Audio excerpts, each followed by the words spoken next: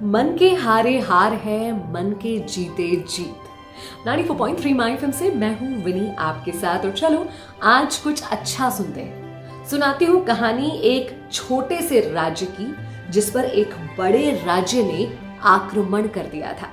बड़े राज्य की तरफ से युद्ध की ललकार आई थी। अभी जो छोटे राज्य का राजा था बहुत घबरा गया था, क्योंकि ना ही इनके पास वैसा सैन्य बल था और ना ही उस तरह के साधन संसाधन थे जिससे वो उस बड़े राज्य से जीत सकते। जब उन्होंने अपने सेनापति से इस बात पर चर्चा करी कि अब हम क्या करेंगे, तो सेनापति ने तो साफ कह दिया कि कोई अर्थ नहीं है इस युद्ध को लड़ने का। हम इस युद्ध को उतनी बड़ी सेना और उतने बड़े राज्य से जीत ही नहीं सकते। कोई अर्थ नहीं होगा इस युद्ध को लड़ने का। राजा बहुत निराश और बहुत दुखी हो गया। वो जो संत थे उस गांव के, उस राज्य के, जिनको राजा बहुत मानता था, उनके पास गया, अपना दुख बताने लगा। बोला मुझे बहुत तकलीफ हो रही है यूं बिना हारे हार मानने में। मेरे सेनापति ने तो यूं कह दिया। संत ने तुरंत कहा, बोले उस सेनापति को अभी जेल में डाल दो, सेना से निकाल दो। वो तुम्हारे साथ नहीं होना चाहिए। ऐसा सेनापति जिसने मन में हार मान ली है, वो सेना को कभी भी नहीं जीता पाएगा। राजा ने कहा, ये तो ठीक है, आपके कहने पर मैं सेनापति को जेल में तो डाल दूंगा, मगर फिर मेरी सेना का नेतृत्व कौन करेगा?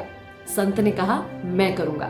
राजा के मन में ख्याल आया कि ना ये कभी युद्ध पर गए, कभी घोड़े पर भी सवार नहीं हुए होंगे, लेकिन ये कैसे सेना का नेतृत्व करेंगे? लेकिन राजा के पास उस समय कोई और विकल्प नहीं था, कोई और ऑप्शन नहीं था। तो उसने उस संत को सेनापति बना दिया और सेना को युद्ध के लिए तैयार करा। जब इनकी सेना युद्ध के लिए कूच कर रही थी, तो रास्ते में एक मंदिर पड़ता था। सेनापति यानी कि संत महोदय ने सारी सेना से कहा कि ऐसा करते हैं, 2 मिनट रुकते हैं यहाँ पर, मैं ऊपर मंदिर में जाकर उस ईश्वर से पूछ कर आता हूँ कि हम इस युद्ध में जीतेंगे या नहीं जीतेंगे। सेना ने कहा, अरे ईश्वर आपको कैसे बता देंगे, वहां तो पत्थर की एक मूर्ति है। तो संत ने कहा, मैंने सारी उम्र दैवीय शक्तियों से बात करी है, मैं उनकी बात को समझ जाऊंगा, सुन के आऊंगा वो क्या कह रहे हैं। सेना ने कहा, ठीक है।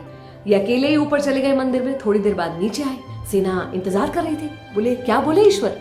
तो इन्होंने कहा कि ईश्वर ने कहा है कि अगर रात में इस मंदिर से प्रकाश निकले, उजाला निकले, तो समझ जाना कि तुम लोग इस युद्ध में जरूर जीतोगे। अब सारी सेना सांस रोककर रात होने का इंतजार करने लगी। जैसे ही रात हुई, मंदिर में से प्रकाश नजर आने लगा, रोशनी निकली। सेना ने तो समझ लो वही युद्ध का जय घोष कर दिया। बहुत खुश हुए और पूरी ऊर्जा, पूरी पॉजिटिविटी के साथ ये युद्ध के लिए रवाना हुए। 21 दिन लंबा युद्ध चला और सेना ने अंत में विजय प्राप्त की। विजय प्राप्त कर लौट रहे थे तो रास्ते में वही मंदिर पड़ा। सबने संत से कहा कि जाइए ईश्वर को धन्यवाद बोल दीजिए, जिन्होंने हमारी जीत को पहले ही सुनिश्चित कर दिया था। तो इन्होंने कहा, नहीं, कोई जरूरत नहीं है। सेना ने कहा, आप बड़े कृतज्ञ हो, जिस ईश्वर ने हमें जिताया आप उन्हें धन्यवाद करने भी नहीं जा रहे हो।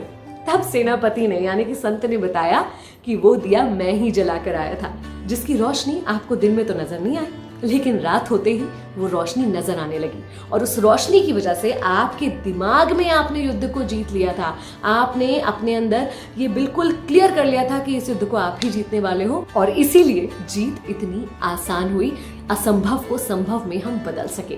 जो हम सोचते हैं वही घटनाओं में बदल जाता है और अंततः वही हकीकत में बदल जाता है। तो अपने विचारों का ध्यान रखिए। आसपास बहुत नेगेटिविटी है, बहुत टेंशन जैसा माहौल है, लेकिन ऐसे में भी अगर आप पॉजिटिव सोच पाएंगे तो अपने अराउंड सब कुछ पॉजिटिव कर पाएंगे। अपने विचारों का ख्याल रखिए।